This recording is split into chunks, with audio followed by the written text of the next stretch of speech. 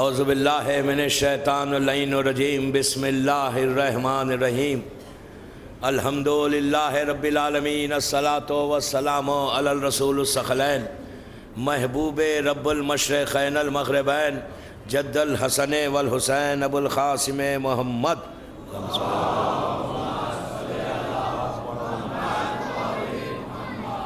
وعلی اہل بیتہ طیبین الطاہرین المعصومین المظلومین بسم اللہ الرحمن الرحیم انا للہ و انا الیہ راجعون۔ صلوات پڑھیں محمد و آل محمد۔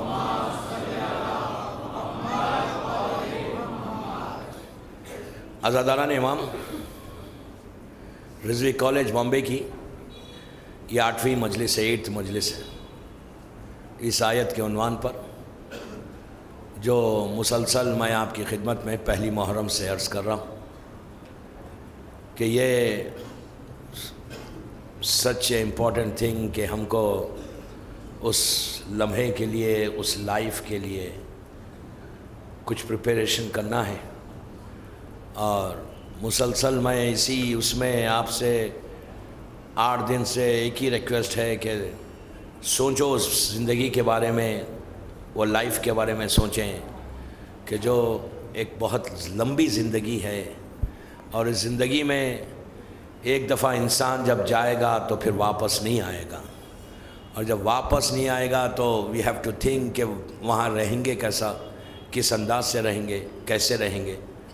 زندگی اتنی بڑی ہے کہ اگر ہم کہیں جانے کی کوشش کرتے ہیں، کہیں ٹریول کرنا چاہتے ہیں، 8 دن کے لیے ٹریول کریں، 10 دن کے لیے ٹریول کریں، تو ہم جانے سے پہلے اس شہر کے بارے میں، اس سٹی کے بارے میں جان لیتے ہیں کہ وہاں پہ جائیں گے تو وہاں کا موسم، ٹیمپریچر کیا حال ہوتا ہے، وہاں پہ کیسے رہتا ہے۔ انڈیا سے اگر کوئی باہر ٹریول کرے، اور جب ٹریول کرے گا تو آج کل تو ہر چیز ہمارے سامنے، نیٹ ہے ہمارے پاس، ہم پہلے چیک کرتے ہیں۔ ایک ایسے شہر میں اگر ہم کو جانا پڑے، ایسے ملک میں جانا پڑے کہ جہاں پہلے ہم کبھی نہیں گئے تھے، تو جانے سے پہلے ہم ایک ایک چیز اپنی آئٹنری جب بناتے ہیں تو ایک ایک چیز کو چیک کرتے ہیں کہ ویدر کیسا ہے وہاں کا، کرنسی کیا چیز ہے وہاں پہ، کون سی کرنسی چلتی ہے، جس زمانے میں ہم ٹریول کر رہے ہیں وہاں پہ حالات کیسے ہیں، موسم کیسا ہے۔ لاسٹ ایئر جب میں بامبے سے گیا تھا یہاں سے 21 محرم کو، تو جب میں پہنچا تھا شکاگو تو بامبے میں جو ٹیمپریچر تھا وہ 27 ڈگری ٹیمپریچر تھا۔ جب میں نے بامبے سے فلائی کیا 21 محرم کو لاسٹ ایئر تو 27 یا 26 ڈگری ٹیمپریچر تھا، لیکن جب میں شکاگو میں لینڈ کیا تو وہاں -20 چل رہا تھا ٹیمپریچر۔ اگر میں پہلے سے معلوم کر کے نہیں جاتا تو وہاں پہنچنے کے بعد تو بندہ فریز ہو جاتا۔ میں پریپیئر تھا، آئی نو کہ ٹیمپریچر کیا ہونے والا ہے، تو میرا پورا پریپریشن تھا، جس کی وجہ سے جب ہم وہاں پہنچے تو ہم پورے کٹ میں تھے، ہم کو کوئی فرق نہیں پڑا۔ لینے جو لوگ آئے تھے وہ اوور کوٹ لے کر آئے تھے کہ مولانا بہت سردی ہے، میں نے کہا نہیں، ہم پریپیئرڈ، میں تیار ہوں اپنا۔ تو کہیں بھی آج کل آپ ٹریول کرتے ہیں، آج دنیا اتنی تیز ہو گئی، کہیں بھی انسان ٹریول کرے اس کی تیاری ضرور کرتا ہے۔ 8 دن کی ٹریولنگ ہو، 10 دن کی ٹریولنگ ہو، 15 دن کی ٹریولنگ ہو، 2 دن کی ٹریولنگ ہو، اس کو لازم ہے کہ تیاری کر کے جائے، وہاں پہنچے تو ہر چیز اس کو آرام سے ملے۔ اب آپ سوچیں کہ دنیا میں آج کل اتنا آسان ہو گیا، دنیا میں اتنا لوگ اتنے پریپیئر ہو گئے کہ کوئی کہیں بھی ایسے سر اٹھا کے نہیں جاتے، لیکن آج ہم کتنا سر اٹھائے ہوئے، ہم کتنی غفلت میں ہیں، ہم کتنے اگنورڈ ہیں کہ ہم کو فکر ہی نہیں ہے کہ جب ہم وہاں پہنچے تو وہاں ہم کو معلوم ہی نہیں کہ وہاں کا ٹیمپریچر کیا ہونے والا ہے، وہاں کا موسم کیا ہونے والا ہے۔ اگر پہلے سے تیاری نہیں ہے تو آپ ہمارا حشر کیا ہوگا، مطلب وی ڈونٹ نو کہ ہم جب پہنچیں گے تو ہوگا کیا وہاں پہ۔ یہ ایک ہی چیز ہے دوستو، اگر تیاری ہے، اعمال ہے، تو اس زندگی میں ہر چیز، ہر وہ نعمت ہے، ہر وہ بلیسنگ ہے، ہر وہ رحمت ہے۔ اور ان اعمال میں جو سب سے امپورٹنٹ چیز ہے نا، جو وہاں پہنچنے کے بعد جو سب سے زیادہ کام آنے والی ہے، وہ والدین کے حقوق ہیں، ماں باپ کی عزت ہے، ماں باپ کے ساتھ پہنچنا، آج دو چیزوں پہ گفتگو ہوگی کہ آج وہاں پہنچنے میں جو سب سے زیادہ فائدہ پہنچا ہے کہ آپ کو وہاں پہ نعمت ملے، پیلس ملے، آپ کو ہر وہ برکت ملے، آپ کے سارے اعمال قبول ہو جائیں، اس لیے کہ ہر انسان پوری اپنی زندگی جو ہم نمازیں پڑھ رہے ہیں، جو روزے رکھ رہے ہیں، جو حج کر رہے ہیں، جو زکوٰۃ اور خمس دے رہے ہیں، جو لوگوں کی مدد کر رہے ہیں، ہمارا سب کا انٹینشن ایک ہے کہ یہ اللہ کی بارگاہ میں ایکسیپٹ ہو جائے، اللہ کی بارگاہ میں قبول ہو جائے، اور ہم کو جب ہم جائیں وہاں پر تو ہم کو جنت میں ہم کو راستہ ملے۔ اور یہ اللہ کا انصاف ہے کہ ہر آدمی جو بھی نیکی کرے گا اس کو اللہ کے پاس جب وہ جائے گا تو اس کا ریوارڈ ضرور ملنے والا ہے۔ ایسا نہیں ہے کہ آپ نے کوئی نیکی کی اور آپ کو اس کا ریوارڈ نہیں ملا، یہ ممکن ہی نہیں ہے۔ اللہ کے پاس عدل ہے، جسٹس ہے، وہ ہر بندے کے ساتھ اسی انداز سے محبت کے ساتھ، اسی انداز سے رحمت کے ساتھ، اور وہ کرم کرتا ہے، کرم کے علاوہ کچھ نہیں کرتا۔ اللہ کے اتنا کریم یا اللہ کے اتنا رحیم کوئی نہیں ہے۔ تو دوستو، جو بھی آپ کر رہے ہیں، جو بھی نیک اعمال کر رہے ہیں دن بھر میں، پوری لائف میں، ہر انسان کو معلوم ہے کہ میں کیا کرتا ہوں، وہ اپنے طریقے سے جو بھی کر رہا ہے اس کی خواہش کیا ہے، ہر مومن کی خواہش کیا ہے کہ اس کے اعمال قبول ہو جائے۔ مسجد آپ جاتے ہیں، گھر میں نماز پڑھتے ہیں تو کیا سوچ کے پڑھتے ہیں کہ یار یہ میری نماز اللہ کی بارگاہ میں قبول ہو جائے، یار میری یہ روزے اللہ کی بارگاہ میں قبول ہو جائے۔ سب کا ایک ہی انٹینشن ہوتا ہے، تو اس انٹینشن کے لیے جب آپ وہ سب نماز روزہ سب کیری کر کے آپ جب جائیں گے وہاں پہ، تو اگر وہ ایکسیپٹڈ ہے اللہ کے پاس تو very good, you are going to get everything. اگر ایکسیپٹڈ نہیں ہے تو پھر انسان کی پریشانی ہے۔ تو اس کے لیے جو تیاری کرنا ہے اس لائف میں، سب سے پہلے یہ کوشش کرو کہ وہاں پہ جو سب سے زیادہ فائدہ پہنچاتا نا، یہ عبادتیں ایک طرف ہو گئی، عبادتیں تو آپ کر کے لے کے جا رہے ہیں، سب سے پہلے جو وہاں پہ کام آنے والی چیز ہے وہ اہل بیت کی محبت ہے۔ محبت اہل بیت ہے، معصومین کی محبت، یہ ہے تو سب ہے، مائنس محبت اہل بیت کچھ نہیں ہے، ڈیزاسٹر کچھ نہیں۔ وہاں پہ کبھی بھی اہل بیت کی محبت میں کمپرومائز نہیں کرنا۔ یہ ہے، ان کی محبت ہے تو وہاں پہ کام آنے والی ہے۔ اگر یہ نہیں ہے، ان کی محبت نہیں ہے، محبت بھی کیا زبان کی نوک سے محبت نہیں، محبت وہ کہ جو آپ کا عمل بتائے، آپ کے ایکشنز بتائے کہ یہ ریئلی اہل بیت سے لو کرتا ہے، اہل بیت سے محبت کرتا ہے۔ محمد اور آل محمد کی محبت ہونے کے بعد انسان وہاں جائے گا تو آپ بلیو کریں آپ کی ہر چیز قبول ہوگی۔ اگر اہل بیت کی محبت کے علاوہ ہم یہ کریں کہ یہ بھی اچھے وہ بھی اچھے، ان کے ساتھ بھی دوستی ان کے ساتھ بھی دوستی، کمپرومائز کر کے اگر ہم اس انداز سے چلیں گے، اور یہ کہ کب تک ذرا بھی شک ہو، ڈاؤٹ ہو تو ختم ہے دوستو۔ سب سے پہلے جو امپورٹنٹ چیز ہے جو اپنے بچوں کو بتانا ہے وہ محبت اہل بیت ہے۔ اہل بیت کی محبت کو ان کو کیری کرو۔ اس محبت کی حفاظت ہر ماں اور ہر باپ کی ذمہ داری ہے۔ اس محبت کا پروٹیکشن ہر ماں اور ہر باپ کی ذمہ داری ہے۔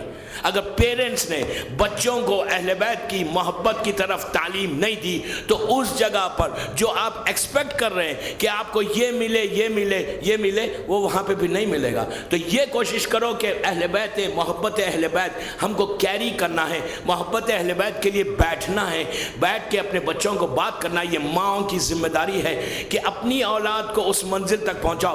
تاریخ کے 1000 واقعات ہیں کہ انسان وہاں پہنچے اور اہل بیت کی محبت ساتھ ہے تو یقین کرو کہ وہ نعمت انشاءاللہ آج ایک واقعہ آئے گا، میں آپ کو بتاؤں گا کہ وہاں بندہ پہنچا، اس کی خبر کو اتنا اوپن کیا گیا، اتنا براڈ کیا گیا، اتنی پھیل گئی کہ ان لوگوں کے جو لوگ وہاں پہنچے تھے جنہوں نے دفن کیا، اس کے بعد ان کے خواب میں جب اس کے باپ اور ماں نے آ کے بتایا کہ مجھے یہ ملا یہ ملا یہ ملا، تو لوگوں کو یقین نہیں آیا کہ محبت اہل بیت میں اللہ کیا کیا چیزوں کو عطا کر سکتا ہے۔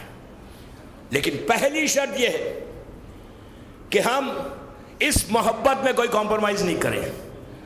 یہ سب سے امپورٹنٹ، یہ سب سے زیادہ پیرنٹس کی ذمہ داری ہے۔ اور اگر پیرنٹس نے اس کو نہیں بتایا اپنی اولاد کو تو آپ یقین کریں وہ ماں باپ سے پوچھا جائے گا، وہ ماں باپ سے سوال کیا جائے گا کہ تم نے اپنی اولاد کو کیوں نہیں بتایا۔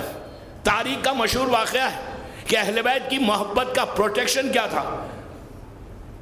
حجر ابن عدی، اللہ آپ کو شام کی زیارت نصیب کرے، سیریا کی زیارت، بی بی کی زیارت کرنے کے بعد وہاں سے 70 یا 80 کلومیٹرز کے فاصلے کے اوپر ایک بہت بڑا مزار ہے حجر ابن عدی کا۔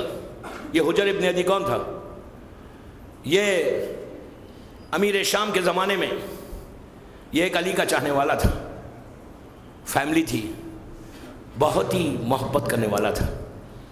اب محبت ہماری طرح نہیں کرتا تھا، محبت ایسی کرتا تھا جیسے امام چاہتا ہے۔ دوستو بڑا فرق ہے ٹپ آف دی ٹنگ سے محبت کرنا اینڈ فرام یور ہارٹ محبت کرنا، یہ بہت بڑا فرق ہے۔ کبھی بھی کوئی عبادت ٹپ آف دی ٹنگ سے نہیں ہوتی، زبان کی نوک سے نہیں ہوتی، یہاں سے ہوتی، یہاں سے۔ سب سے پہلے یہ سیکھو کہ آپ کوئی کام کرو ڈیڈیکیشن کے ساتھ کرو۔ Even if you pray with your dedication, نماز پڑھو، روزہ رکھو، کوئی نیکی کرو، ڈیڈیکیشن کو پیدا کرو۔ تو یہ حجر ابن عدی ایک امام کا ایسا چاہنے والا سیریا پہنچا، امیر شام کا زمانہ۔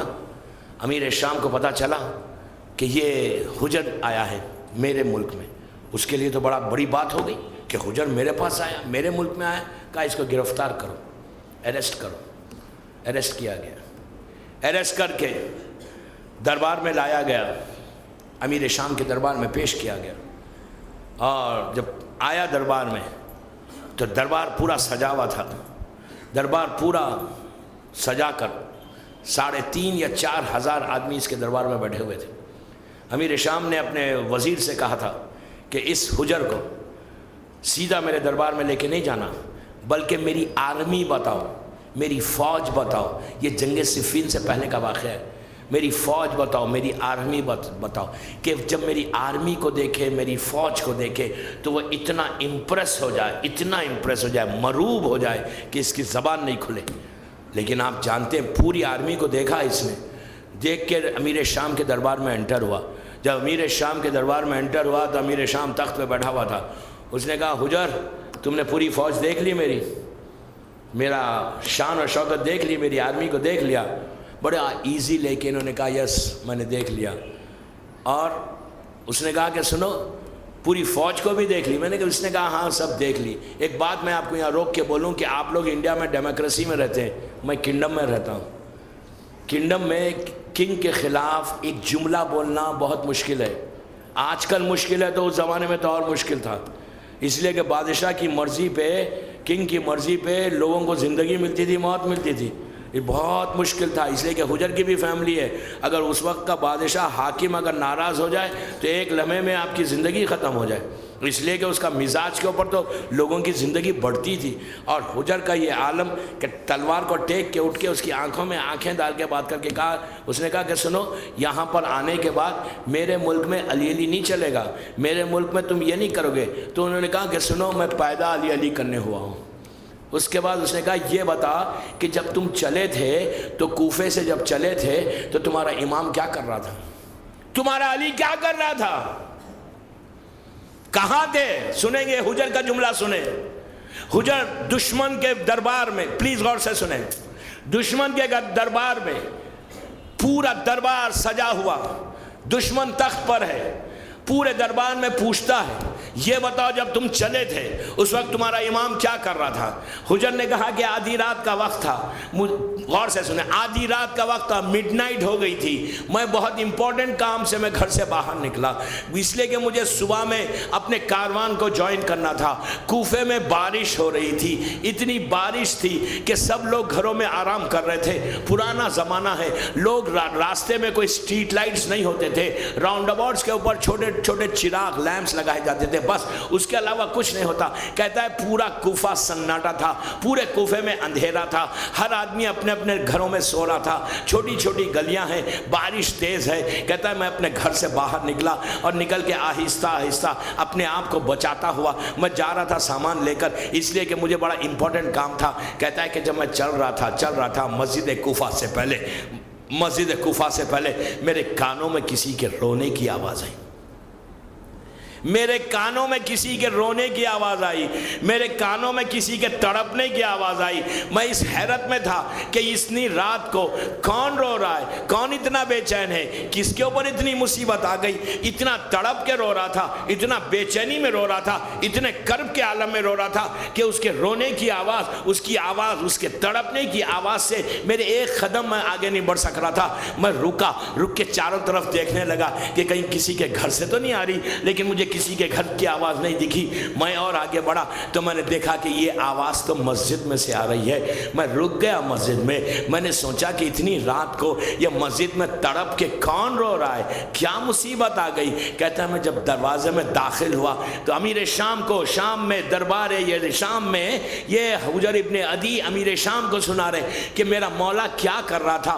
تو کہتے ہیں کہ جب میں انٹر ہوا دربار میں، مسجد میں، تو میں نے دیکھا ایک چراغ جل رہا ہے، ایک چراغ، ایک کینڈل، ایک لیمپ ہے جو جل رہا، پوری مسجد اندھیری ہے، اور اس چراغ کے سامنے ایک اللہ کا بندہ ہے جو تڑپ کے روتا ہے، پکار کے روتا ہے، سر پہ ہاتھوں کو بلند کر کے روتا ہے۔ میں حیرت میں پڑ گیا کہ یہ کون ہے، لیکن ذرا جب قریب گیا تو میں نے پہچان لیا یہ تو میرا مولا ہے، یہ تو میرا سید و سردار ہے، یہ تو میرا محسن ہے۔ وہ کہتا ہے کہ جب میں نزدیک گیا تو میں نے اپنی آنکھوں سے دیکھا دشمن کو انٹروڈیوس کرا رہے مولا کیا کیا کر رہا تھا۔ جب اس نے پوچھا تو کہا کہ میں نے دیکھا کہ ایک ہاتھ سے ریش مبارک کو پکڑے ہوئے تھے، ایک ہاتھ سے داڑھی کو پکڑے ہوئے تھے، ایک ہاتھ آسمان کی طرف بلند تھا، اور پکار کے کہہ رہے تھے میرے مالک، اے میرے پروردگار، اے میرے رب العالمین، اے مجھ پر رحم کرنے والے، اے غفور و رحیم، اے ستار العیوب، اے ذوالجلال والاکرام، اے عفو کرنے والے، تیری بارگاہ میں تیرا حقیر بندہ آیا ہے۔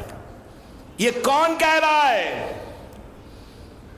یہ وہ علی کہہ رہا ہے جو کائنات کا مالک ہے، جو مولائے کائنات ہے۔ آپ اندازہ لگائیے، عبادتوں کا حال دیکھیں۔ کہتے ہیں کہ ہاتھوں کو اٹھا کے کہہ رہے ہیں میرے مالک، میں تیرا یہ حقیر بندہ تیری بارگاہ میں آیا ہے۔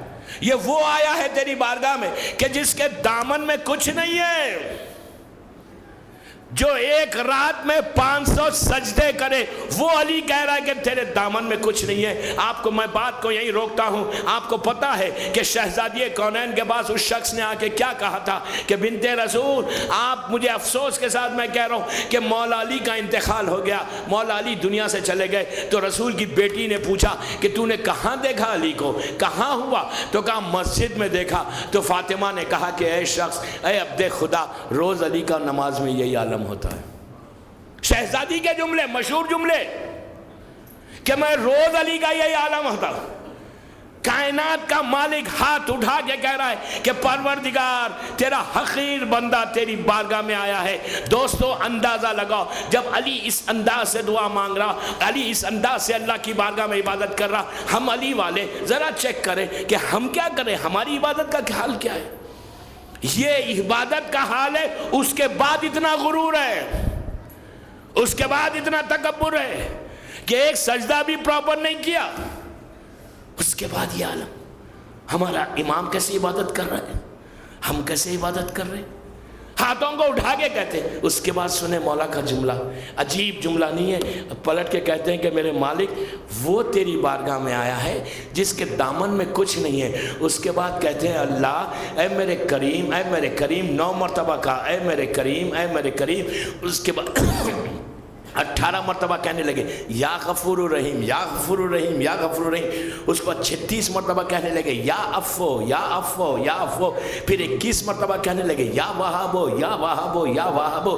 اس طرح اللہ کے ناموں کو لے کر پکارتے گئے۔ اگر اس انداز سے کوئی اللہ کے نام کو پکارے تو اس کی حاجات کیسے پورے ہوتے ہیں۔ پھر علی نے 21 مرتبہ کہا یا وہابو، یا وہابو، یا وہابو۔ پھر علی جیسا اللہ کا بندہ کہتا ہے 9 مرتبہ یا ستارو، یا ستارو، یا ستارو۔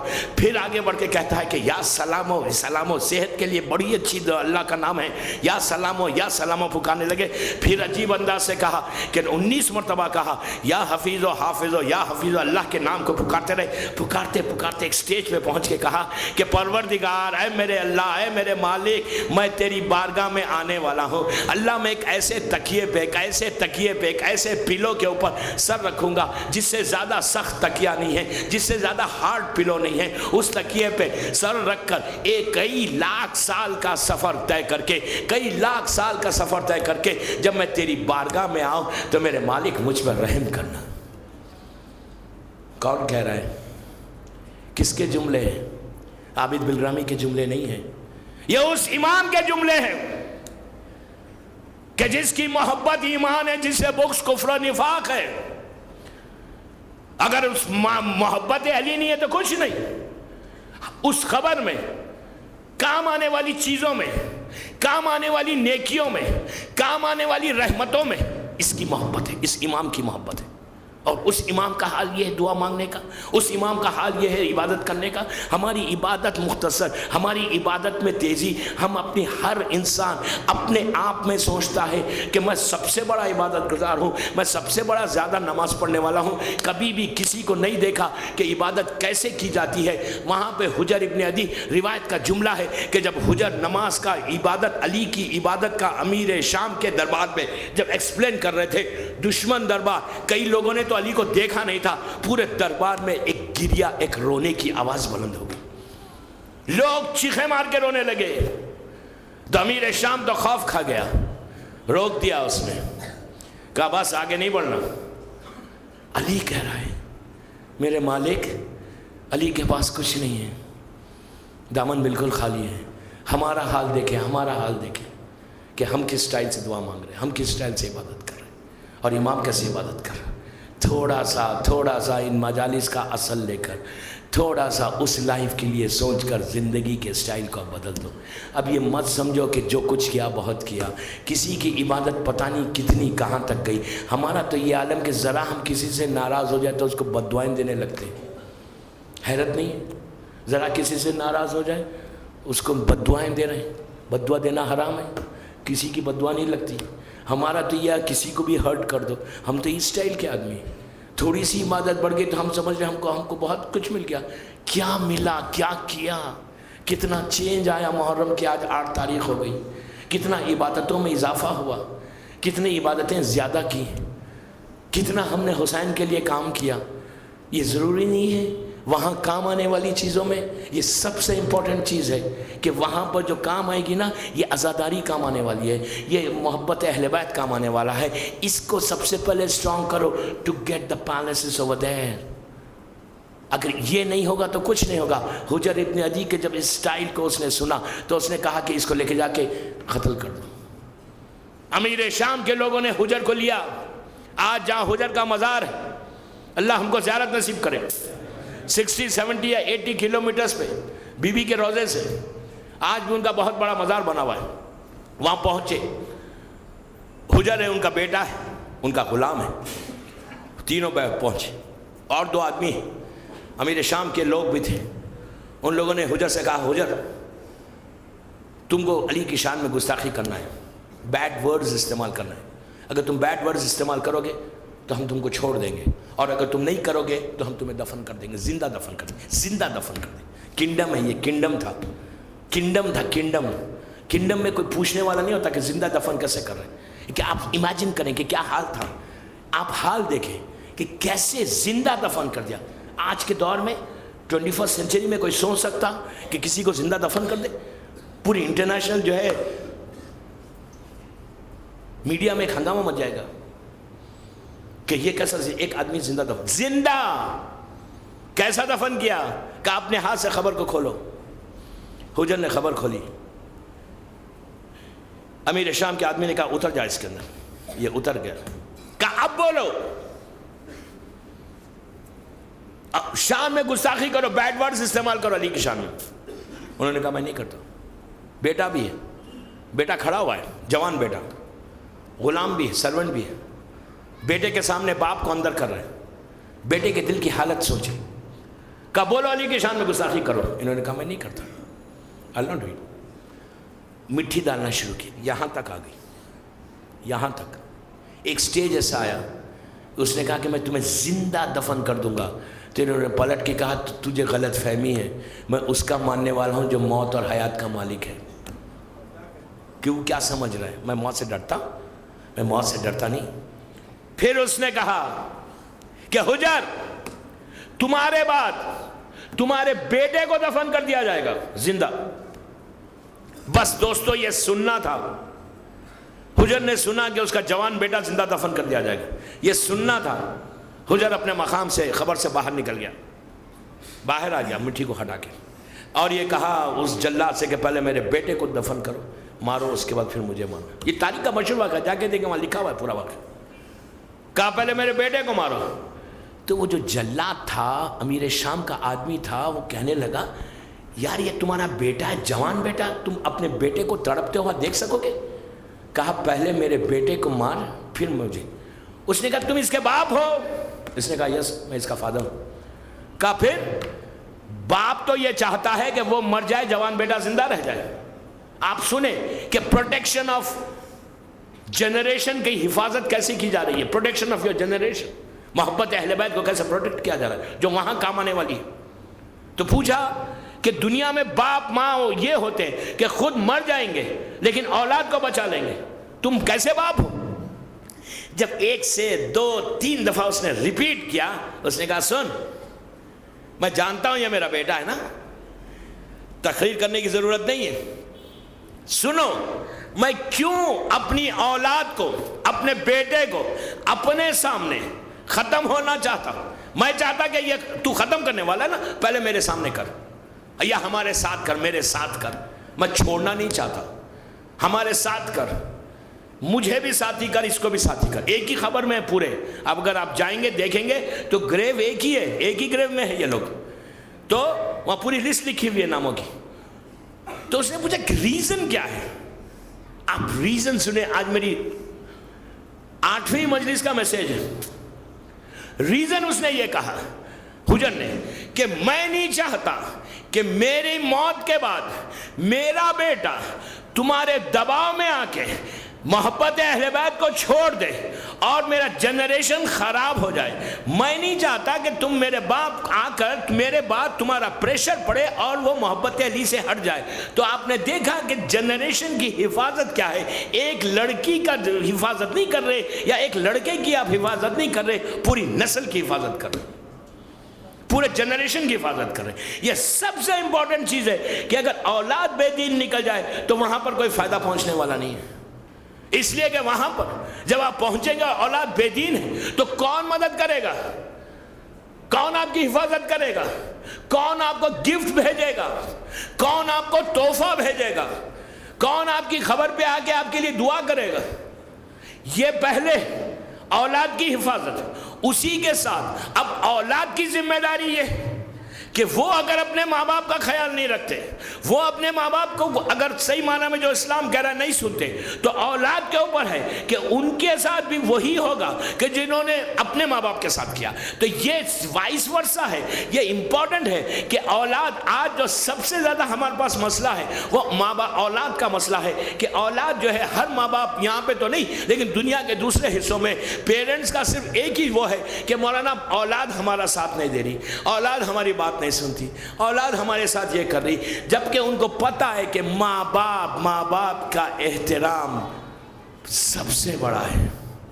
اللہ اور رسول کے بعد اگر کسی کا ریسپیکٹ ہے تو تمہارے پیرنٹس کا ریسپیکٹ ہے, اس کے علاوہ کچھ نہیں. اور یہ چیز سب سے زیادہ وہاں کام آنے والی ہے. سب سے زیادہ جو چیز کام آئے گی نا, ایک کے بعد ایک ہے کہ عبادت ہے. ایک مثال کے طور پہ کوئی شخص رات بھر عبادت کرے اور وہ اپنی ماں کی یا باپ کی بات نہیں سنے, تو آپ کیا سمجھ رہے, وہ عبادتیں کام آئیں گی؟ کبھی کام نہیں آئیں گی. میں جو بار بار بول رہا ہوں نا کہ امپورٹنٹ چیز ہے وہ یہ ہے. آپ کہیں گے مثال کے طور پر کوئی شخص ہر سال حج پہ جاتا ہے, اور وہ اپنے باپ کی بات نہیں سنتا, اپنی ماں کی بات نہیں سنتا, تو کیا اس کا حج قبول ہے؟ فائدہ کیا اس حج کا؟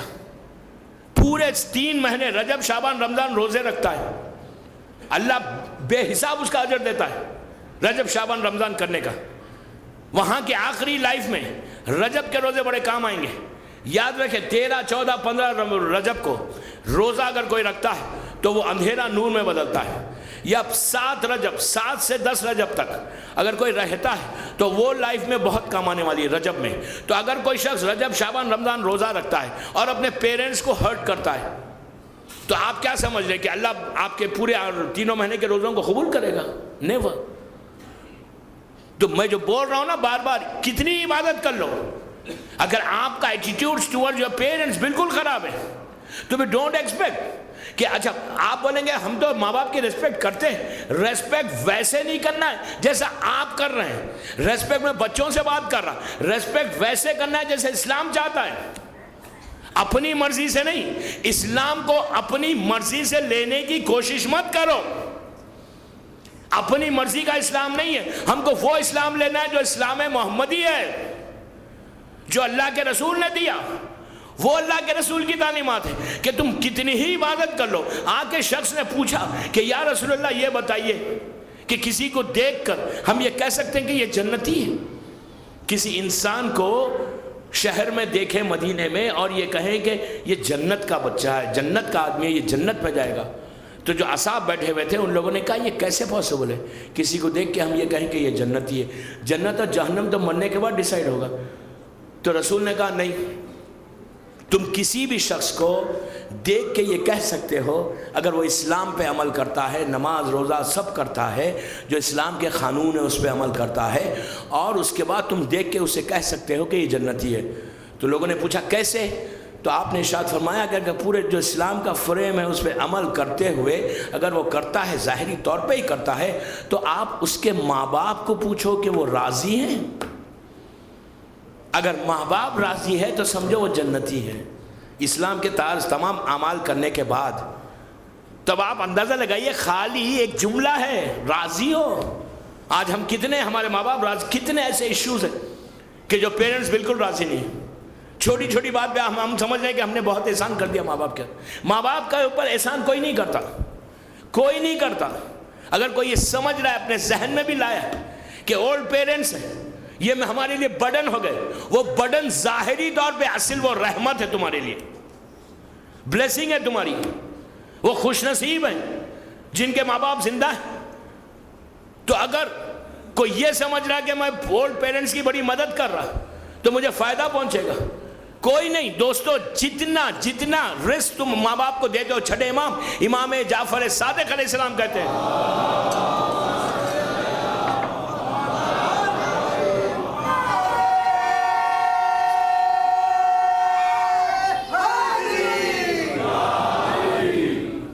ایک سال بعد پڑھ لیں بآواز بلند.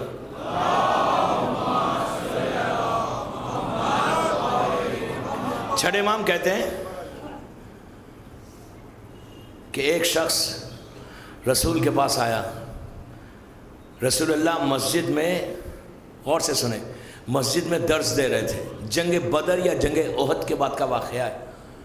درس دے رہے تھے. درس دیتے دیتے رسول کا یہ عالم تھا کہ روزانہ واجب نماز کے بعد کھڑے رہ کر سب بتاتے تھے ڈے ٹو ڈے لائف کے بارے میں. کھڑے رہ کے آپ کا سرمن تھا، آپ خطبہ دے رہے تھے. خطبہ دیتے ہوئے کہا کہ اگر کوئی شخص پلیز غور سے سنیں، کوئی شخص یہ چاہتا ہے کہ جہاد میں جائے تو جہاد کی فضیلت بتا رہے تھے. جہاد یعنی وار کی بارے میں بتا رہے تھے کہ اگر کوئی وار پہ جائے اسلام کے لیے تو اللہ اس کو اتنا اجر دیتا ہے، اس کو جنت میں بھیجتا ہے، اس سے حساب اور کتاب نہیں ہوتا، منکر و نکیر اس سے سوال نہیں کرتے، مرتے ہی اس کو جنت کے باغوں میں بھیج دیتا ہے. اس کے بعد کہا کہ اگر کوئی شہید ہوتا ہے، ایک خون انجرڈ ہوتا ہے لڑتے ہوئے، ایک خون کا ڈراپ آف بلڈ اگر جب زمین پہ اس کا گرتا ہے تو اللہ فرشتوں سے کہتا ہے جا کے اس کو پروٹیکٹ کر لو، ہم نے اس کے تمام گناہوں کا معاف کر دیا. بہرحال اس کا اتنی فضیلتیں بتا رہے تھے کہ جو جائے گا اس کو اتنا ریوارڈ ملے گا، اتنا ریوارڈ ملے گا. تو پورا مجمع بیٹھ کے سن رہا تھا. کچھ لوگ باہر سے بھی آئے ہوئے تھے، مدینے کے رہنے والے نہیں تھے، جو دور دور جا کے بستیوں میں تھے، وہ لوگ بھی آئے ہوئے تھے جو مسلمان ہو گئے تھے. یہ اسلام کا بالکل گولڈن ایرا پیریڈ جو ہے احد کے بعد کا زمانہ ہے. تو اس وقت ایک نوجوان، ایک ینگ لڑکا 22-23 سال کا کھڑا ہوا، رسول کو سے کہنے لگا یا رسول اللہ میں نے آپ کی پوری تقریر سنی اور میں اتنا امپریس ہوا اور میں یہ چاہتا ہوں کہ اب جبھی بھی اسلام کے لیے آرمی تیار ہو، لسٹ بنے تو سب سے پہلے لسٹ میں میرا نام لکھنا. اس لیے کہ دوستو ایک چیز کو یاد رکھو، زندہ تو سبھی رہنا چاہتے نا، مرنا کوئی نہیں چاہتا. اور پرانے زمانے میں جب جاتے تھے جنگ کے لیے، آج پھر لوگ نہیں جانا چاہتے جنگ کے لیے جبکہ آج تو بہت کم ہوتی ہے، اس زمانے میں تو بہت ہوتی تھی. تو کہا اس زمانے میں ہر آدمی زندہ رہنا چاہتا. 22-23 سال کا ینگ لڑکا کا کھڑا ہوا, اس نے کہا کہ میرے کو اصل لائف آفٹر ڈیتھ ہے, میرے کو وہ لائف چاہیے, مجھے جنت چاہیے, اتنا مجھے جنت دینے کا اللہ وعدہ کر رہا ہے, تو میں سب سے پہلے میرا نام لکھنا. رسول نے کہا ٹھیک ہے, لسٹ بنے گی, سب سے پہلے تیرا نام آئے گا. رسول نے کیجولی پوچھا, اچھا یہ بتا کہ تو اکیلا رہتا ہے, شادی ہوئی ہے تیری؟ اس نے کہا نہیں میری شادی نہیں. اچھا. اس کے بعد پوچھا تیرے پیرنٹس ہیں؟ اس نے کہا ہاں میرے پیرنٹس ہیں. تو کہا ان پیرنٹس کا سپانسر کون ہے؟ Who take care of them? کون ٹیک کیئر کرتا ہے ان کا؟ کفیل کون ہے؟ وہ خود سیلف سپانسر ہے, خود تمہارا باپ کماتا ہے اور تمہاری ماں باپ کھاتے؟ اس نے کہا نہیں. غور سے سنیں. کہا نہیں, میرے ماں باپ ضعیف ہیں, اولڈ ہیں, میرا باپ ریٹائر ہو گیا اور میرے باپ کی اسپانسرشپ کفالت میرے پاس ہے, میں محنت کرتا ہوں, میرا باپ اور ماں کا خیال رکھتا ہوں, میرے ماں باپ کو جو فیڈ کرتا ہوں وہ میں فیڈ کرتا ہوں, مطلب جو بریڈ اینڈ بٹر لاتا ہوں وہ میں ہوں, میں ان کا گھر کا خرچہ اٹھاتا ہوں, میں ان کی بیماری کا خرچ اٹھاتا ہوں, وہ میرے ساتھ رہتے ہیں, وہ اکیلے نہیں رہتے. بس دوستو, بس دوستو, بس دوستو, بس سنا بس کہ یہ ان کی کفالت کرتا ہے, یہ ان کا سپانسر ہے, یہ ان کا ٹیک کیئر کرتا ہے. تو اب رسول کا جملہ سنے, یہ عابد بن رامی کا جملہ نہیں, اب اللہ کے رسول کا جہاد کی اتنی تعریف کی کہ اگر ایک ڈراپ بھی, بلڈ کا ڈراپ بھی نیچے گر جائے تو اللہ اس کے تمام گناہوں کو معاف کرتا. مرنے کے بعد جو شہید ہوتا ہے اللہ پھر منکر و نکیر کا حساب اس سے نہیں ہوتا, وہ جنت کے گارڈنز میں, باغات میں اسے بھیج دیا جاتا, اس کو جنت میں بھیج دیا جاتا جو اللہ کے دین کے خاطر جان دے. اس لیے کہ جان از سو امپورٹنٹ. جب یہ پورا سنا اس کے بعد رسول نے یہ سنا کہ یہ ہے اسپانسر ان کے ماں باپ کا, یہ ان کے ماں باپ کا ٹیک کیئر کرتا ہے, تو بس اللہ کے رسول نے کہا سن اے عبد خدا, اے اللہ کے بندے سن, تو اگر 2 سال 2 ایئرز اگر تو اللہ کے نام پہ جہاد کرتا رہے, جنگ میں روز جائے اور روز آئے, روز جائے اور روز آئے, انہیں روز زندگی ہے روز موت ہے, بڑی بات ہے, روز زندگی مل رہی ہے اور روز موت آ رہی ہے. روز اگر 2 سال تک تو جہاد کرے, 2 ایئرز تک, جو اجر اللہ تجھے دے گا, 2 ایئرز کا جنگ کرنے کا جو اجر اللہ تجھے دے گا, وہ تو ایک ٹائم, 1 ٹائم جو تو پیرنٹس کو, ماں کو, باپ کو کھانا کھلاتا ہے, وہ اجر ہے تیرا. سمجھے بابا؟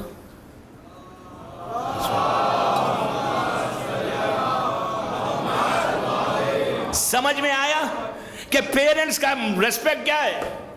2 ایئرز جہاد کرنے کے بعد اگر کسی کے اولڈ پیرنٹس ہیں تو وہ تو خوش نصیب ہیں, شکر کریں اللہ کا.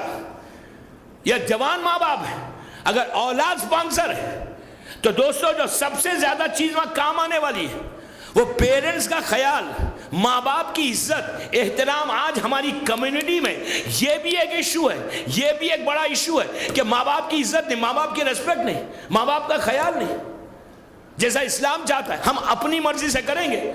یہاں تک آپ بیٹھے ہوئے ہیں, تمہاری ماں کھڑی ہوئی ہے, یہ بھی اللہ کو پسند نہیں ہے. بلیو میں یہ پسند نہیں ہے. نبی موسیٰ کی زندگی کا مشہور واقعہ, بس آخری بات, نبی موسیٰ کی زندگی کا مشہور واقعہ. نبی موسیٰ نے کیا کہا تھا؟ طور پہ گئے تھے, موسیٰ نبی طور پہ گئے تھے, وہاں سے اللہ سے ڈائریکٹ بات کرتے تھے. جا کر طور پہ ہاتھوں کو اٹھا کے کہا پروردگار, اور جب نبی موسیٰ جب اللہ سے بات کرتے تو جیسے ہی پکارتے اللہ کا فوراً جواب آ جاتا. اپنے مسائل بتاتے بتاتے ایک دفعہ موسیٰ نے پکار کے کہا مالک یہ بتا کہ جنت میں میرا نیبر, میرا پڑوسی کون ہوگا؟ کوئی نبی ہے میرا پڑوسی یا کوئی انسان ہے, کوئی خاکی انسان ہے؟ کون ہے میرا نیبر؟ نبی کے دل میں خواہش ہے, پوچھ لیا. اوپر سے آواز آئی موسیٰ تمہاری ہی امت کا ایک بندہ ہے جو تمہارا پڑوسی ہوگا, تمہارا نیبر ہوگا جنت میں. آپ سوچیں نبی موسیٰ وہ شوق کہ یار میرا کلمہ پڑھنے والا میرا پڑوسی بن جائے گا جنت میں, کیا بات ہے یار, اس کا اعمال کیا ہے؟ اس نے پوچھا, نبی نے پوچھا یا پروردگار یہ بتا وہ رہتا کہاں ہے؟ تو یہ واقعہ ہے ایجپٹ کا. اللہ نے کہا کہ فلسطین میں رہتا ہے, فلسطین میں فلاں جگہ پہ فلاں بستی میں اس کا بزنس ہے, کاروباری آدمی ہے, بزنس مین ہے, وہ وہاں رہتا ہے. تو موسیٰ سوچنے لگے، فوراً ایجپٹ سے چلے فلسطین پہنچ گئے چیک کرنے کے لیے یہ بندہ کرتا کیا ہے، اتنا بڑا ریوارڈ اللہ دے رہا ہے، اتنا بڑا ریوارڈ کہ میرا نیبر بن جائے گا جنت میں. پہنچ کے جا کے جو لوکیشن اللہ نے دیا تھا وہ لوکیشن پہ گئے، جا کر دکان پہ پہنچے. دکان تھی اس کی، کاروبار کر رہا تھا. کہا السلام علیکم. اس نے کہا علیکم السلام. وہ نہیں جانتا تھا یہ نبی موسیٰ ہے، لیکن وہ کلمہ موسیٰ کا پڑھتا تھا، اللہ کو ایک مانتا تھا، موسیٰ کو کا کلمہ پڑھتا تھا. موسیٰ نے سلام کیا، اس نے جواب سلام دیا. موسیٰ نے کہا کہ کیا میں آؤں؟ تو اس نے کہا آپ مسافر ہیں؟ تو کہا ہاں میں مسافر ہوں. تو کہا میں آ سکتا ہوں تیری دکان؟ تو کہا آ جائیے. اب موسیٰ بیٹھ کے بات کرنے لگے. اس نے کہا بیٹھے ہیں میرے پاس، اہلاً و سہلاً. اس زمانے میں لوگ بڑی مہمان نوازی بھی کرتے تھے. میں یہ نہیں کہتا کہ بامبے میں نہیں کرتے، بامبے میں بھی کرتے، میں اپنے لیے تھوڑی کہہ رہا ہوں، میں تو ایک عام بات کہہ رہا. تو پہنچ گئے، بیٹھ کے گفتگو کرنے لگے. دوران گفتگو موسیٰ اس کا ایک ایک سٹیپ چیک کر رہے، ایک ایک سٹیپ، کہ آخر اس کا کام کیا ہے، اتنا نیک کیسا ہے. بات کرنے کا طریقہ دیکھیں، کئی چیزیں ہیں دوستو جو وہاں کے سٹیٹس کو بڑھائے. بعض لوگ بہت اچھے عبادت گزار، بڑے نیک، بڑے آنیسٹ رہتے ہیں، بے انتہا نیک، بے انتہا آنیسٹ، بے انتہا عبادت گزار سب ہے، لیکن اخلاق نہیں ہوتے. اخلاق، زبان خراب ہو جاتی، تیز زبان، کسی کو ہرٹ کر دینا، کسی سے غصے میں بات کر دینا. اتنا عبادت گزار، اتنا نیک، اچھی فیملی، سب چیزیں، ہر چیز، ہر صفت ہے اس میں، لیکن ایک صفت زور سے بات. عموماً یہ باتیں عورتوں میں بھی بہت ہوتی ہیں، بہت تیز زبان، ایسی کہ زبان کھلی تو پتہ چلا کہ زہر میں بجھی ہوئی تیر ہے جو نکل گئی. اتنا کسی کو بھی ہرٹ کر دینا. اس کے برعکس مولا علی کہتے ہیں کہ انسان زبان کے نیچے چھپا ہوا ہے. زبان کھلی تو پتہ چلا کہ کتنی محبت ہے اہل بیت کی. تو بعض لوگوں کی عبادتیں اچھی، لیکن یہ چھوٹی عبادت جو پوری عبادت کو ختم کر دے گی. میں صرف بتا رہا ہوں کہ وہاں کے لیے چھوڑنا کیا کیا چیزیں.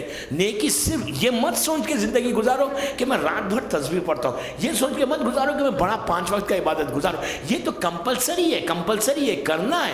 یہ سب عبادتیں آپ کو، نماز تو پڑھنا ہی پڑھنا ہے، واجب ہے. روزہ رکھنا ہے، واجب ہے. حج کرنا ہے، واجب ہے. یہ سب چیزوں کے علاوہ آپ کو کرنا ہے وہ اسٹیٹس کو حاصل کرنے کے لیے. اگر خالی آپ عبادت کر، اور پھر بعض لوگ کیا ہوتے ہیں، بہت اچھے ہوتے ہیں لیکن سیلفش ہوتے ہیں، خود غرض، سیلفش.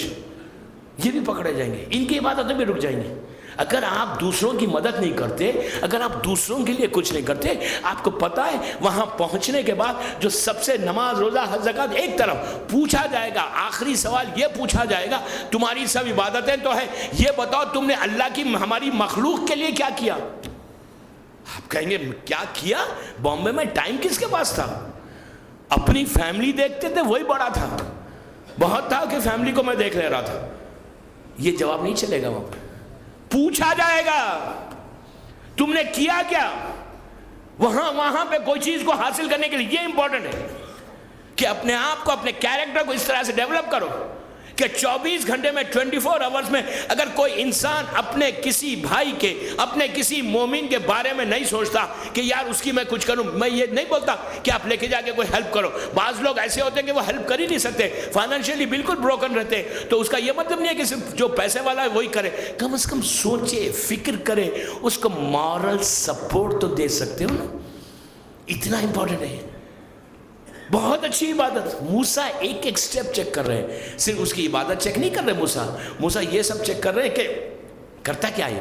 اخلاق، جو لوگ آ رہے ہیں، پر گراہک آ رہا ہے، جو خریدنے آ رہا ہے، اس سے بات کیسے کر رہے ہیں، کس انداز سے بات کر رہے ہیں. غصے سے بات کر رہے ہیں. اس کے بعد اس کا جو تول ہے، ویٹ کر کے جو دے رہے ہیں وہ کتنا دے رہے ہیں. ایک ایک سٹیپ، ایک ایک سٹیپ. تو کہا یہ تو نارمل ہے، بالکل ایک نارمل مسلمان جیسا ہونا چاہیے. ویسا تھا. پورا دن گزر گیا. شام میں موسیٰ نے کہا کہ سنو، آج رات میں کیا تمہارے گھر میں قیام کر سکتا ہوں؟ اس نے کہا اہلاً و سہلاً، آپ آئیے میرے گھر پہ. اس لیے کہ بعض وقت یہ ہوتا ہے کہ انسان باہر مارکیٹ میں بڑا اچھا ہوتا، مارکیٹ میں بہت اچھا، اس کا بیہیویئر بہترین، ایسا ویل بیہیوڈ کہ لوگ بولنا یار کیا اخلاق ہے اس بندے کے. گھر میں انٹر ہوا، فرعون بن گیا.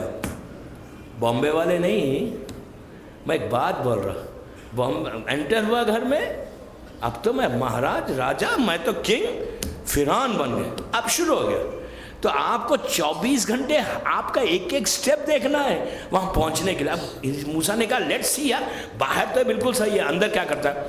گھر میں گئے, اس نے لے جا کے ایک روم میں بٹھا دیا, کہا اے عبد خدا اللہ کے بندے بیٹھے ہیں آپ یہاں پہ, میں آپ کے لیے کھانا پریپیئر کرتا ہوں اور ساتھ بیٹھ کے کھانا کھائیں گے. اس نے پوچھا آپ کی وائف فیملی, تو کہا ہاں ہے. وہ کہاں ہے؟ وہ دوسرے رومز میں. فائن.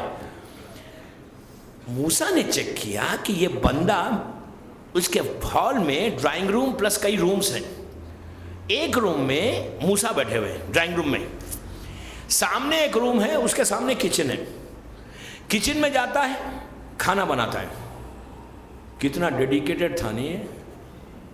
آج کل کے لوگ تو بڑے خوش ہوں گے اگر کوئی کھانا بنانے والا مل جائے. سر بات پڑھے محمد والے محمد.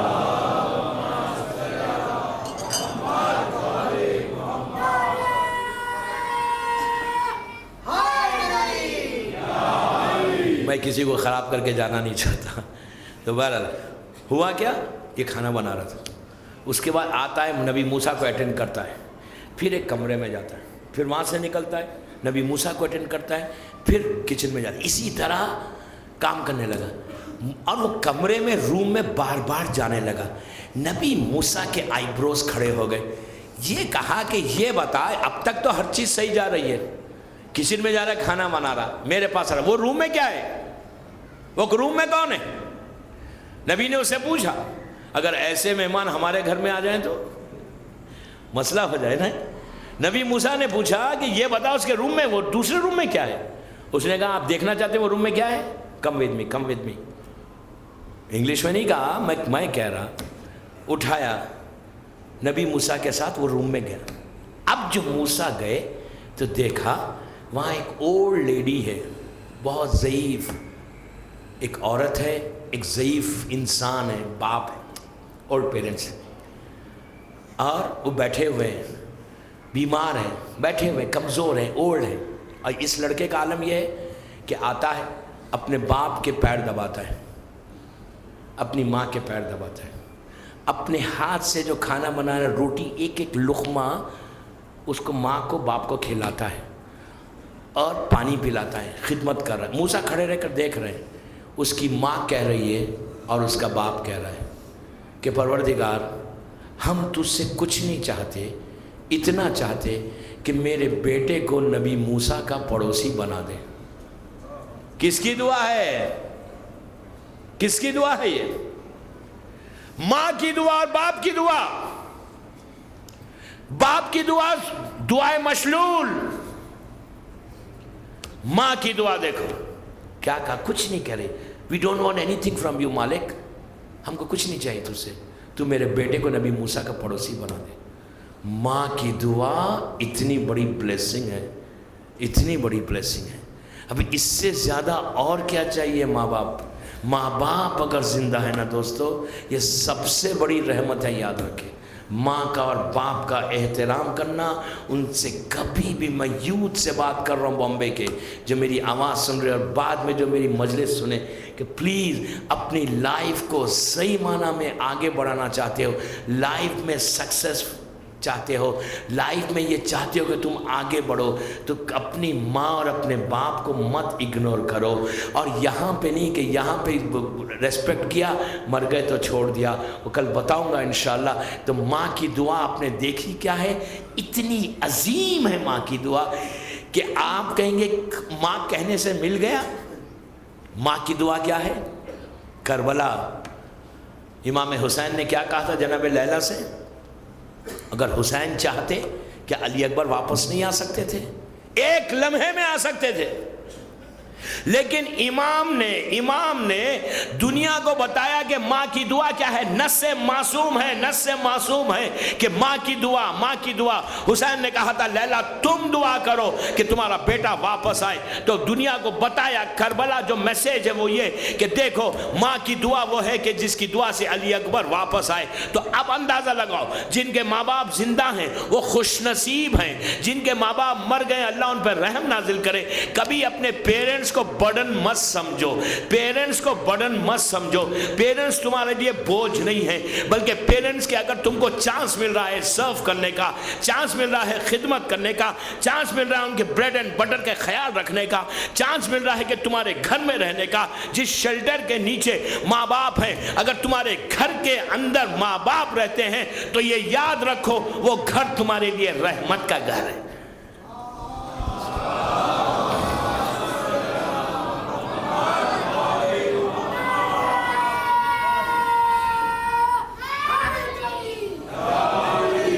کبھی بوجھ مت سمجھو دوستو. وہاں کی عبادتوں میں، وہاں کیری کرنے میں یہ سب سے امپورٹنٹ چیز ہے کہ ہر چیز تو ہم نے کر لیا سامنے، ظاہری طور پہ سب مسجد میں بھی جا رہے ہیں، امام بارگاہ بھی آ رہے ہیں، امام کا ذکر بھی سن رہے ہیں، لیکن بالکل ماں باپ سے ناراض. تو پھر وہاں لے کے کیا جا رہے ہیں کہ امام راضی ہو رہا؟ آپ خود انصاف سے بتائیے کہ اگر ہم مجلسیں کر رہے ہیں، ماتم کر رہے ہیں، نماز پڑھ رہے ہیں، نیکی کر رہے ہیں، ہر نیکی ہمارے پاس ہے، اور ماں کہہ رہی ہے یا باپ کہہ رہا ہے کہ میں اس سے راضی نہیں ہوں، تو امام جو اپنے ماں باپ کی عزت نہیں کرتا وہ امام کی عزت کیا کرے گا؟ Very clear, very clear. اور آج کے دور کا یہ موسٹ ہاٹ ٹاپک ہے، ہاٹ ٹاپک ہے کہ ماں باپ کی عزت کرنا، ماں باپ کا خیال رکھنا موسٹ ہاٹ ٹاپک ہے، جو ہر تیسرے چوتھے گھر میں آپ کو یہ ملے گا دنیا بھر میں. مجھے بامبے کا نہیں معلوم، ہر گھر میں آپ کو یہ پرابلمس ملیں گے کہ گئے اور بھول گئے، گئے اور بھول گئے. میں نے اپنی آنکھوں سے لاسٹ ایئر 2-3 فیملیز کو، میں جگہ کا نام نہیں لیتا، اپنی آنکھوں سے دیکھا کہ پلٹ کے کسی کے پریشر میں آ کر اپنی اولڈ مدر اور فادر کو آنسر بیک کر رہے ہیں، آنسر بیک کر رہے ہیں. اگر یہ حالت رہی تو ختم ہوگی، زندگی ختم ہوگی. شیعہ کی پہچان یہ نہیں. کربلا کا میسیج، محرم کا پیغام ہی یہ ہے کہ کربلا میں امام حسین نے دنیا کو بتایا کہ ماں کی دعا کیا ہے، باپ کی ریسپیکٹ کیا ہے. تو اب اگر ہم 10 دن میں یہ کم از کم ایک چیز سیکھ لیں، ایک چیز ہم یہ ڈیسائیڈ کر لیں کہ اب ہم اس محرم میں ہم نے اس چیز کو چھوڑ دیا اور آج سے ہم ویسی ریسپیکٹ کریں گے جیسے حسین ابن علی چاہتے ہیں، تو عزیزو کم از کم محرم کی یہ 10 مجلسوں کا ایک حق ادا ہو گیا، مجلسوں کا مقصد پورا ہوا کہ ذکر حسین سے آپ کو یہ فائدہ ہوا کہ گھر ٹوٹے ہوئے گھر بن گئے اور ماں باپ کی عزت بننے سے آپ کی آخرت سنور گئی. اور اگر ہم نے محرم میں یہ نہیں سیکھا تو پھر حسین کی مجلس سے حاصل کیا کیا؟ کیا کیا حاصل؟ بس اللہ آپ کو خوش رکھے. آج کی تاریخ ایک مصیبت کی تاریخ تھی. 9 محرم کی رات آ گئی. کل کی رات جب آئے گی، کل جب آپ یہاں پر آئیں گے تو وہ فاطمہ کے لال کی ظاہری زندگی کی آخری رات ہوگی. پورا 10 دن کتنی تیزی سے گزر گئے اور آج 9 محرم کی رات ہے. 2 دن سے حسین کے بچے پیاسے ہیں. 2 دن ہو گئے. بچوں کا عالم یہ ہے کہ کبھی ایک خیمے میں جاتے ہیں تو کبھی دوسرے خیمے میں جاتے ہیں. ہاتھ میں خالی کوزے ہیں. جب امام خیمے میں داخل ہوتے ہیں تو بچے امام کو گھیر لیتے ہیں، کہتے ہیں مولا پیاس مارے ڈالتی ہے. ہائے وہ ساقی کوثر کا لال، آنکھوں میں آنسو ہے. کبھی چاہنے والے عباس کے پاس چلے جاتے ہیں. بچے کبھی عباس کو گھیر لیتے ہیں اور کہتے ہیں کہ آقا پانی بالکل پیاس مارے ڈالتی ہے. عزیزو یہ رات، یہ دن وہ مصیبت کے اب آ گئے. کل کا ایک دن صرف باقی رہ گیا. کتنی رونق تھی یہاں پر کہ مسلسل ایک ٹائم پہ مقرر وقت پہ آپ سب تشریف لاتے، لیکن ہائے اب وہ دن ختم ہو گئے. ایک انتظار تھا محرم کا، محرم کا انتظار تھا. آج یہاں پر اس شہید کا ذکر ہوتا ہے کہ جس کی ماں کا دودھ خشک ہو چکا تھا. اس بچے کا ذکر ہے، اس بچے کا ذکر ہے کہ جس سے چھوٹا بچہ کبھی کوئی ذبح نہیں کیا ہوگا. رباب کا یہ لال، وہ رباب وہ بیوی ہے کہ جس کا سہاگ بھی اجڑ گیا، جس کی گودی بھی اجڑ گئی. کربلا میں بھی اجڑی گودی، شام میں بھی اجڑی۔ کربلا میں علی اصغر شہید ہوئے، شام میں سکینہ چلی گئی۔ یہ وہ بی بی ہے کہ واپس آنے کے بعد خبر حسین پہ ہاتھ رکھ کے کہا تھا کہ میرے والی میں مدینہ جا کے کیا کروں، میرا سہاگ بھی اجڑ گیا، میرے بچے بھی یہاں رہ گئے، میں مدینے کو جا کے کیا کروں، مولا مجھے اپنی خبر میں چھپا لو۔ اور امام کا وہ کہنا کہ مجھے وہ گھر اچھا نہیں لگتا جہاں رباب اور سکینہ نہ ہو۔ آپ کی آوازیں بلند ہو گئیں، علی اصغر کا ماتم، علی اصغر کا ماتم، اس شہید کا ماتم ہے کہ امام زمانہ نے بھی یہ خواہش کی ہے کہ جب چاہنے والے نے پوچھا کہ مولا کس کے مصائب ہوں، تو کہا کہ سنو حسین کے مصائب تو ہمیشہ پڑھنا، لیکن کربلا کے 2 شہیدوں کو نہیں بھولنا۔ ایک وہ کہ جو میری دادی زینب کے پردے کا محافظ تھا، ایک وہ بچہ کہ جس کی ماں کا دودھ خشک ہو چکا تھا۔ اللہ کسی غم میں نہ رلائے سوائے غم حسین کے۔ عزیزو، رباب کو اس مظلوم، اس غریب بی بی کا نام ہے کہ گودی بھی اجڑی، اور یہ وہ بی بی ہے کہ جس کے سامنے علی اصغر کو جھولا بھی جلا دیا گیا تھا۔ آج جھولا بھی اٹھے گا، جب جھولا اٹھے تو یہ سوچو شاید رباب پیچھے پیچھے چل رہی ہو۔ علی اصغر کا جھولا، ایک جھولا جلایا گیا تھا، لیکن آج لاکھوں جھولے علی اصغر کے نام پہ استاد ہوتے ہیں۔ جب عاشورے کے دن ذوالجنہ کلکتے میں عاشورے کا جلوس نکلتا ہے تو ذوالجنہ بھی ہوتا ہے، جھولا اس کے ساتھ ساتھ ہوتا ہے۔ ایک ایسی بستی سے گزرتا ہے کہ جہاں پہ غیر مذہب کی کچھ عورتیں ہاتھ میں برتن میں دودھ لے کے ٹھہرتی ہیں، اور جب ذوالجنہ علی اصغر کا جھولا لے کے سامنے سے جاتا ہے تو ذوالجنہ کے پیروں پہ وہ لوگ دودھ ڈالتے ہیں۔ ان سے پوچھا گیا کہ یہ کیوں کرتے ہو، تو کہتی ہے کہ ہم نے سنا ہے حسین کا ایک بچہ تھا، 6 مہینے کا بچہ تھا، اس کی ماں کا دودھ خشک ہو چکا تھا، لیکن ظالموں نے ان بچے کو بھی نہیں چھوڑا۔ اسی انداز سے گریا کریں، اسی انداز سے گریا کریں۔ آج آپ کو رباب دعا دیں گی، اس بچے کا ذکر ہے۔ عزیزو، شہزادے علی اصغر کی پیاس کا اندازہ لگائیے کہ روز عاشور ہر شہید جب شہید ہوتا تھا تو اس کی پیاس وہاں پہ ختم ہو جاتی۔ جتنا اس کی ہمت تھی، اس ہمت کے تحت امام اس کو بھیجتے، امام بہتر جانتے تھے علی اصغر کی کیا ہمت تھی۔ یہ وہ معصوم ہے کہ جو سب سے آخر میں امام حسین سے پہلے شہید ہوا۔ جب گھر لٹ گیا، پورے ذبح ہو گئے، گھر کا ایک ایک فرد شہید ہو گیا، اس وقت امام میدان میں آ کے امام نے کہا کہ حل من ناصر ینصرنا، ارے کوئی ہے جو میری مدد کرے۔ امام کا یہ جملہ زمین اور آسمان سے لبیک کی آوازیں آنے لگی، ملائکہ آگے بڑھ گئے، تڑپتی ہوئی لاشوں نے پکار کے کہا کہ مولا ہم حاضر ہیں۔ لیکن عزیزو، کہ جب حسین کسی کی مدد کو ایکسپٹ نہیں کر رہے تھے، لیکن ایک آواز خیام حسینی سے بلند ہوئی، وہ بیویوں کی رونے کی آواز تھی۔ حسین پلٹ کے خیمے میں آئے اور آ کر کہا بہن زینب ابھی حسین زندہ ہے۔ تو زینب نے کہا بھیا آپ کی آواز استغاثہ پہ علی اصغر نے اپنے آپ کو جھولے سے زمین پہ گرا دیا، بس یہ سننا تھا۔ حسین نے رباب سے کہا کہ رباب لاؤ میرے بچے کو۔ عزیزو، ماں نے لا کے علی اصغر کو حسین کے حوالے کیا۔ حسین چلنا چاہتے ہیں، رباب نے آ کے دروازے پہ روکا، روک کے کہا مولا کچھ لمحوں کے لیے میرے لال کو میرے حوالے کیجئے۔ حسین نے پھر پلٹ کے ماں کے حوالے کیا۔ رباب اندر خیمے میں لے کر گئی، اب جو لے کر آئی تو نیا کرتا پہنایا، آستینوں کو الٹ دیا، زلفوں کو سوار دیا، کہا مولا میرا بچہ پہلی مرتبہ میدان میں جا رہا ہے۔ اسی طرح پرسا دے، اللہ آپ کو کوئی غم مت دے سوائے غم حسین۔ مولا میرا بچہ پہلی مرتبہ میدان میں جائے۔ ماں کا دل تھا، تڑپ گیا۔ عزیزو، چلے حسین علی اصغر کو لے کر ابا کا سایہ کر کے وہاں پہنچ کر امام نے کہا کہ اے عمر سعد، اگر تو یہ سمجھتا ہے کہ تیرے ذہن ناقص میں یہ ہے کہ اس کے بہانے سے پانی میں پی لوں گا، میرے بچے کو پانی پلا دے، میرا بچہ پیاسا ہے، میرا لال پیاسا ہے، اس کی ماں کا دودھ خشک ہو چکا، 3 دن کا بھوکا پیاسا ہے میرا لال، اس کے بعد کہا اگر اس کے بہانے سے تو سمجھتا ہے میں پانی پیوں گا، لے میں علی اصغر کو جلتی ہوئی ریت پہ لٹاتا ہوں۔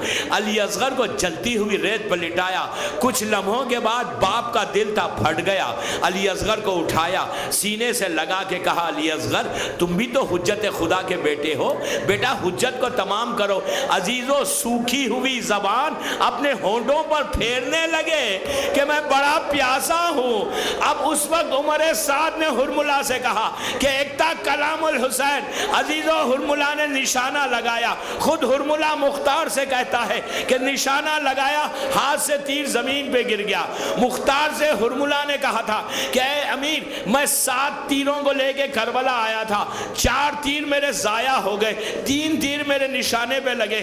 تو مختار نے پوچھا تھا کہ وہ کون سے 3 تیر تھے جو نشانے پہ لگے؟